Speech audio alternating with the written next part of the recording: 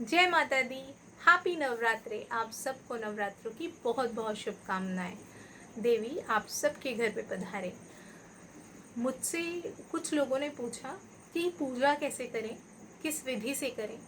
बहुत सारी विधियां हैं, जिसमें से एक जो घट स्थापन की विधि है, कलश स्थापना की विधि है, वो मैं आप सबके साथ आज शेयर करूंगी कि कैसे की जा सकती है। एक साधारण मनुष्य जो पूजा पद्धति से इतना अवगत नहीं है, वो भी देवी को अपने घर में बुलाना चाहते हैं, वो पूजन करना चाहते हैं, तो वो कैसे कर सकते हैं। बहुत ही आसान तरीका आज मैं आपके साथ शेयर करूंगी, जिससे हम कलश स्थापना करेंगे। तो किस विधि से करें हम अपना कलश स्थापन। तो आपको लेनी है थोड़ी सी मिट्टी, थोड़ी सी जौ, दोनों को अच्छी तरह से मिला दें, गीली कर लें मिट्टी को अवश्य ही, और उसे एक पात्र में या फिर आप नीचे भूमि में भी रख सकते हैं पूजा स्थली पे, तो जैसे आपका मन करे, या फिर किसी मिट्टी के पात्र में, या फिर आप नीचे भूमि में भी उस मिट्टी को सपाट कर लीजिए और उसमें जौ उगाने के लिए बहुत सारे मिला दीजिए। उसके बाद उसमें थोड़ा सा जल डाल दीजिए। उसके बाद आपको चाहिए एक कलश। उस कलश में आप गंगा जल भर लें। अगर आपके पास गंगा जल इतना नहीं है तो आप गंगा जल के साथ नॉर्मल पानी मिक्स कर सकते हैं। तो ये जैसे ही आपका जल आपके पास आ गया, कलश में आपने जल भर लिया, अब आपको क्या करना है, आपके पास अगर सोने का सिक्का है तो आपको वो सोने का सिक्का उस जल में डालना है। अगर सोने का सिक्का ना हो तो ऐसी स्थिति में क्या करें।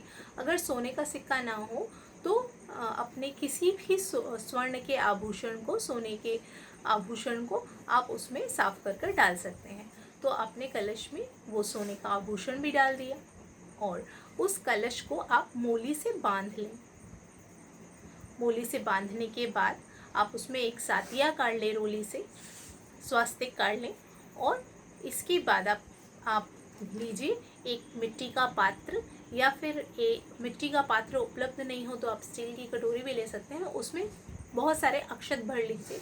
अक्षत से उसको भरने के बाद अक्षत के ऊपर आपको रखना है जटा वाला नारियल, और नारियल को एक लाल कपड़े से ढक देना है। तो ये प्रोसेस मैं आपको पुनः एक बार बताना चाहूँगी। कलश लेना है, उसे गंगा जल से भरना है, उसमें एक स्वर्ण का आभूषण डालना है या स्वर्ण का सिक्का डालना है सोने का, और उसके बाद उसके ऊपर एक मिट्टी के पात्र में अक्षत भर लीजिए। उस मिट्टी के पात्र को उसमें रख दीजिए, और उसके बाद ऊपर आप नारियल जटा वाला रखिए और उसको एक लाल कपड़े से ढक दीजिए। तो आपका जो कलश है, जो देवी पूजन का कलश है, जो देवी रूपिणी कलश है, वो तैयार है आपका पूजन के लिए। और माँ दुर्गा की पूजा में ये 5 चीज़ें आप उनको ज़रूर भेंट करें। तो इन पंच द्रव्यों से, ये जो 5 वस्तुएं मैं आपको बताने जा रही हूँ, इनसे ही हमारी देवी प्रसन्न हो जाती है। वो है धूप, दीप, गंध, पुष्प और मिष्ठान्न या फिर प्रसाद। तो ये 5 चीज़ें आप उपलब्ध करें और इससे पूजन करें आप। तो ये बहुत ही सरल पद्धति है जो मैंने आपके साथ शेयर की। इस पद्धति से अगर आप पूजा करते हैं तो देवी प्रसन्न होंगी, और इसी के साथ आप माँ दुर्गा के नाम का जाप कीजिए, तो इससे आप बहुत ज़्यादा लाभान्वित होंगे।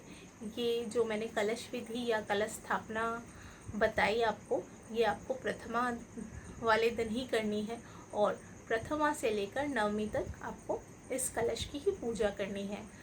देवी आपके घर में पधारे और आपको प्रसन्नता और स्वास्थ्य प्रदान करें। आज के लिए मैं अपना वीडियो यहीं समाप्त करना चाहूँगी। अगर आपको हमारा प्रयास अच्छा लग रहा है, हमारी वीडियोज़ अच्छी लग रही हैं, तो चैनल को सब्सक्राइब कीजिए।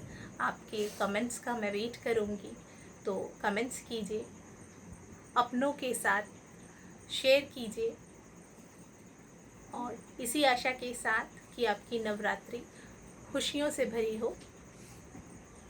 जय श्री कृष्णा।